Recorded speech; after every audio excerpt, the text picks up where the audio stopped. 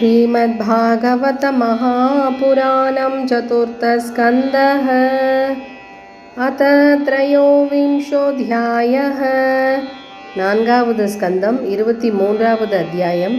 पृथ्वीन् दवमं श्रीवैकुण्ठं सेल्लुदलुं मैत्रेय उवाच दृष्ट्वात्मानं प्रवयसम् एकदा वैन्य आत्मवान् आत्मना वर्धिताशेषस्वानुसर्गः प्रजापतिः जगतस्तस्तुषश्चापि वृत्तिधो धर्मभृत्सता निष्पादितेश्वरादेशो यदर्थमिह जज्ञिवान् आत्मजेष्वात्मजाम्यस्य विरहाधृततीमिव प्रजासु विमनस्वेकः सदारोगातपोवनम् तत्राप्यदाप्यनियमो वैगानससुसम्मते आरब्ध उग्रतपसि यदा स्वविजये पुरा कन्दमूलफलाहारः शुष्कपर्णाशन क्वचित् अभक्षः कतिचित् पक्षान् वायुभक्षस्ततः परम् ग्रीष्मे पञ्चतपा वीरो वर्षाश्वासारशान्मुनिः आकण्ठमग्नशिशिरे उदके स्तण्डिलेशयः तितिक्षुर्यत वाग्दान्त ऊर्ध्वरेताजितानिलः आरिराधयिषुः कृष्णम् अचरत्तप उत्तमम् तेन क्रमानुसिद्धेन ध्वस्तकर्मामलाशयः प्राणायामैः सन्निरुद्ध षड्वर्गश्चिन्नबन्धनः सनत्कुमारो भगवान् यदाहात्यात्मिकं परं योगं तेनैव पुरुषमभजत्पुरुषर्षभः भगवद्धर्मिणः साधोः श्रद्धया यततः सदा भक्तिर्भगवति ब्रह्मण्य अनन्यविषयाभवत् तस्यानया भगवतः परिकर्म शुद्ध सत्त्वात्मनस्तदनु संस्मरणानुपूर्त्या ज्ञानं विरक्तिमदभूनिशितेन येन चिच्छेद संशयपदं निजजीवकोशम् छिन्नान्यधिगतात्मगतिर्निरीहस्तत्तत्यजे अच्छिनदितं वयुनेन येन तावन्न योगगतिभैर्यतिरप्रमत्तो यावत् गदाग्रजकथासुरतिं न कुर्यात् एवं स वीरप्रवरः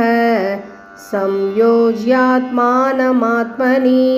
ब्रह्मभूतो दृढं काले तत्याजस्वं कलेवरं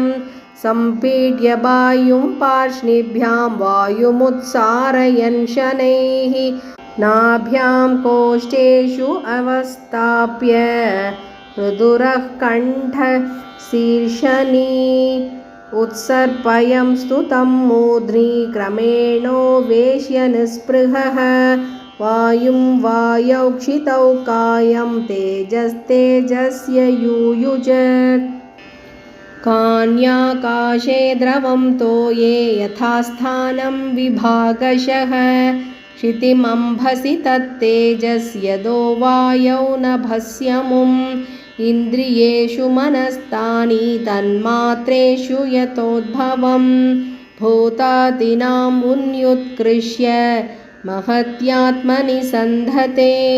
तं सर्वगुणविन्यासं जीवे मायामये न्यदात् तं चानुशयमात्मस्तमसावनुशयी पुमान् ज्ञानवैराग्यवीर्येण स्वरूपस्थो जहात्प्रभुः अर्चिर्नाम महाराज्ञी तत्पत्न्यनुगतावनं सुकुमार्य तदर्हा च यत्पद्भ्यां स्पर्शनं भुवः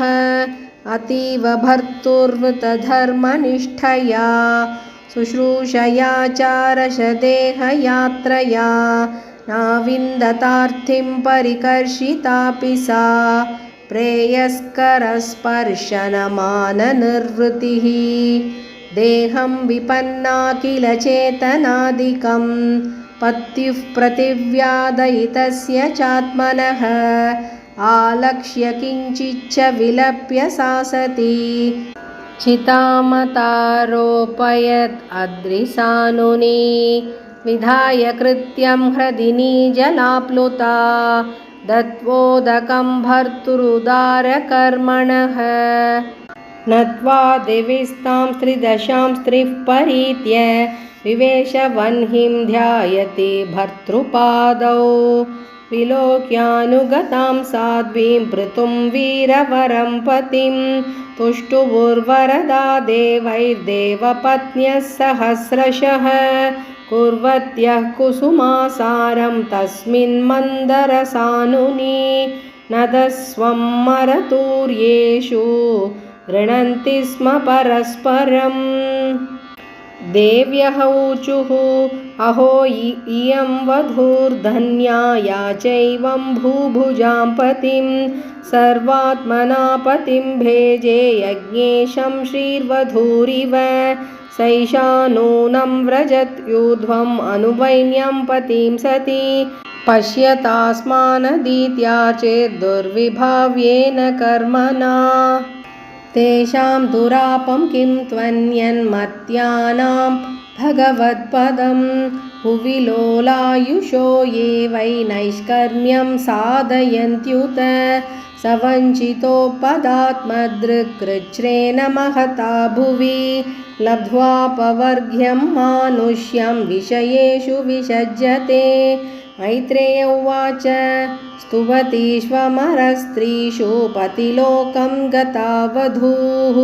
यं वा आत्मविदां धुर्यो वैन्यः प्रापाच्युताशयः इत्थं भूतानुभावोऽसौ पृथुः स भगवत्तमः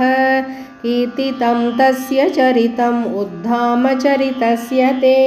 य इदं सुमहत्पुण्यं श्रद्धया वहितः पठेत् श्रावयेच्छृणुयात् वाभिः सपृतोः पदवीमियात् ब्राह्मणो ब्रह्मवर्चस्वी राजन्यो जगतीपतिः वैश्यः पठन् विट्पतिः स्याच्छूद्रः सत्तमतामियात् त्रिकृत्व इदमाकर्ण्य नरो नार्यतवादृता